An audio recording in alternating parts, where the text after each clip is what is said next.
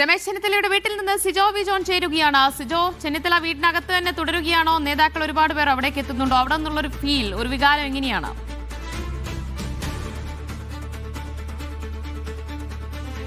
ഇന്നലത്തെ അത്രയും ആളുകൾ എത്തിയിട്ടില്ല. എന്തായാലും ഒന്ന് തുടങ്ങുന്നേ ഉള്ളൂ. പലയിടങ്ങളിൽ നിന്നാണല്ലോ ആളുകൾ. തിരുവനന്തപുരത്ത് വന്ന് തമ്പടിച്ചിട്ടുള്ള ആളുകളുണ്ട്. പിന്നെ കൊല്ലം, ആലപ്പുഴ സ്ഥലങ്ങളിൽ നിന്ന് ഇന്നലെ വന്നിട്ട് മടങ്ങി പോയിട്ട് വീണ്ടും ഇങ്ങോട്ട് വരാൻ വേണ്ടി കാത്തിരിക്കുന്ന ആളുകളുണ്ട്. കുറേ ആളുകൾ ഇങ്ങോട്ട് വന്നുകൊണ്ടിരിക്കുന്നുള്ളതാണ് മനസ്സിലാക്കുന്നത്. എന്തായാലും ഇന്നത്തെ നിന്ന് വ്യത്യസ്തമായിട്ട് കുറച്ചുകൂടി പ്രധാനപ്പെട്ട നേതാക്കൾ, MLA-മാരോട് കൂടി രമേശ് ചെന്നിത്തലയുടെ വീട്ടിലേക്ക് എത്തുകയാണ്. അല്പസമയം മുമ്പാണ് അൻവർ സാദത്ത് അകത്തോട്ട് കയറി പോയിട്ടുള്ളത്. അതോടൊപ്പം തന്നെ ജോസഫ് വാഴക്കൻ, കോൺഗ്രസിന്റെ മുതിർന്ന നേതാവ് ജോസഫ് വാഴക്കനും അകത്തുണ്ട്. നിർണായകമായ ചർച്ചകളിലേക്ക് പോവുകയാണ്. എന്തായാലും ഏതാനും മണിക്കൂറുകൾക്കുള്ളിൽ നമ്മൾ ഒരു ആരാകും മുഖ്യമന്ത്രിയെ സംബന്ധിച്ച തീരുമാനം പ്രതീക്ഷിക്കുന്നു. അത് തനിക്ക് അനുകൂലമാകുന്നൊരു പ്രതീക്ഷയാണ് ഇപ്പോഴും രമേശ് ചെന്നിത്തല പങ്കുവെക്കുകയും ചെയ്യുന്നത്. ഇനി മുഖ്യമന്ത്രി സ്ഥാനത്ത് നിന്ന് ഒഴിവാക്കപ്പെടുകയാണെങ്കിൽ സ്വാഭാവികമായും വളരെ പ്രധാനപ്പെട്ട ഏതെങ്കിലും വകുപ്പുകൾ കിട്ടുമെന്നൊരു പ്രതീക്ഷയും ആർ.സി. ക്യാമ്പ് പങ്കുവെക്കുകയും ചെയ്യുന്നുണ്ട്. മുൻ ആഭ്യന്തര വകുപ്പ് മന്ത്രിയാണ്, വളരെ സീനിയർ ആയിട്ടുള്ള നേതാവാണ്. അതുകൊണ്ട് തന്നെ ഇത്തരത്തിൽ രമേശ് ചെന്നിത്തല ഒഴിവാക്കപ്പെടുന്ന ഒരു സാഹചര്യം ഉണ്ടാകുകയാണെന്നുണ്ടെങ്കിൽ അത്തരത്തിൽ സുപ്രധാനമായ വകുപ്പുകൾ ലഭിക്കുമെന്നൊരു കണക്കുകൂട്ടൽ തന്നെയാണ് ഉള്ളത്.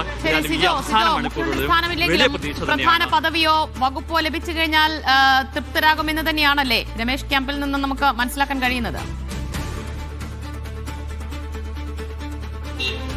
തൃപ്തരാകുമെന്ന് നമുക്ക് പറയാൻ സാധിക്കത്തില്ല. കാരണം അദ്ദേഹം ആഗ്രഹിച്ചിരുന്ന, അല്ലെങ്കിൽ ആർ.സി. ക്യാമ്പ് ആഗ്രഹിച്ചിരുന്നത് മുഖ്യമന്ത്രി പദവി തന്നെയാണ്.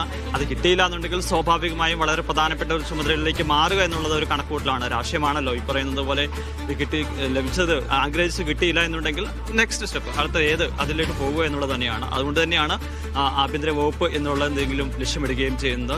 നമുക്കറിയാം, മുഖ്യമന്ത്രി സ്ഥാനം കഴിഞ്ഞു കഴിഞ്ഞാൽ വളരെ സുപ്രധാനമായിട്ടുള്ള പ്രധാനപ്പെട്ട ഒരു വകുപ്പാണ് ആഭ്യന്തര വകുപ്പ്. അതാണ് എല്ലാവരും കണ്ണുവിട്ട് ഇരിക്കുകയും ചെയ്യുന്നത്. രമേശ് ചെന്നിത്തലയെ സംബന്ധിച്ചിടത്തോളം രണ്ട് കാര്യങ്ങളാണ് പോസിറ്റീവായിട്ടുള്ളത്.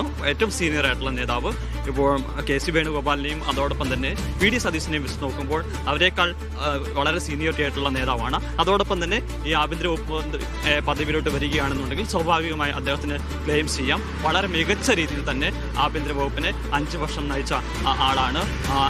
അതുകൊണ്ട് തന്നെ അത്തരം ഒരു അവകാശവാദം സ്വാഭാവികമായും ഉന്നയിക്കുകയും ചെയ്യാം. അത് തന്നെയാണ് രമേശ് ചെന്നിത്തലയുമായി ബന്ധപ്പെട്ട ആളുകളും അതോടൊപ്പം തന്നെ ആ ക്യാമ്പ് കണക്ക് കൂട്ടുകയും ചെയ്യുന്നത്. എന്തായാലും തനിക്ക് ഒരു സീനിയോറിറ്റി പരിഗണിച്ചുകൊണ്ട് മുഖ്യമന്ത്രി സ്ഥാനത്തേക്ക് തന്നെ പ്രഖ്യാപിക്കുന്നൊരു പ്രതീക്ഷയാണ് ഇപ്പോഴും രമേശ് ചെന്നിത്തലയ്ക്കും അതോടൊപ്പം തന്നെ അദ്ദേഹത്തോട് അടുത്ത് നിൽക്കുന്ന നേതാക്കൾക്കുമുള്ളത്.